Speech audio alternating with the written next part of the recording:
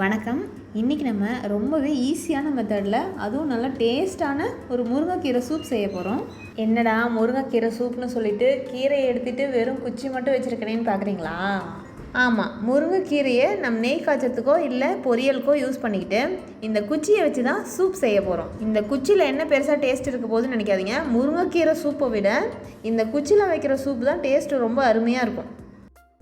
சரி, இப்போ நம்ம சூப் செய்யறதுக்கு இந்த முருங்கை குச்சியெல்லாம் 2-3 நறுக்கி ஒரு பாத்திரத்தில் போட்டுக்கலாம்.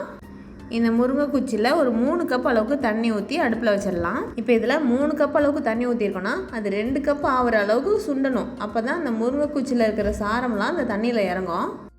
சரி, இது கொஞ்சம் நல்லா கொதிக்கட்டும். அதுக்குள்ளே நம்ம சூப்பினுடைய சுவையை கூட்டுறதுக்கு ஸ்பைசஸ் ரெடி பண்ணலாம்.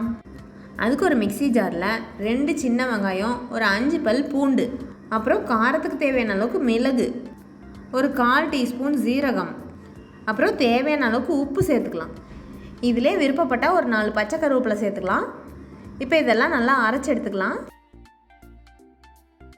இது சரியாக அரைப்படாமல் இருக்கும், அதனால் கொஞ்சம் தண்ணி ஊற்றி நல்லா அரைச்சி எடுத்துக்கோங்க.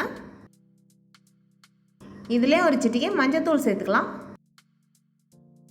சரி, இதை ஒரு பக்கம் எடுத்து வச்சுட்டு நம்ம இந்த முருங்கை குச்சி போட்டு வேக வச்சோம் இல்லையா, அது நல்லா வெந்துருச்சு. தண்ணியும் கொஞ்சம் நல்லா சுண்டி இருக்குது. இப்போ இதை தீயை அணைச்சிட்டு இந்த தண்ணியை மட்டும் இருத்துக்கலாம் வேற ஒரு பாத்திரத்தில்.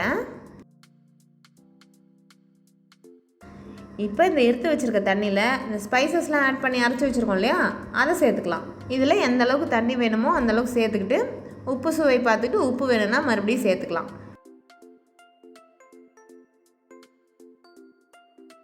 இது ஒரே ஒரு கொதி வந்தால் போதும், தீ அணைச்சிடலாம். அவ்வளோதான், சுவையான சூப் ரெடி ஆகிடுச்சு. ரொம்பவே சட்டுன்னு 5 நிமிஷத்தில் இந்த சூப் ரெடி பண்ணிடலாம்.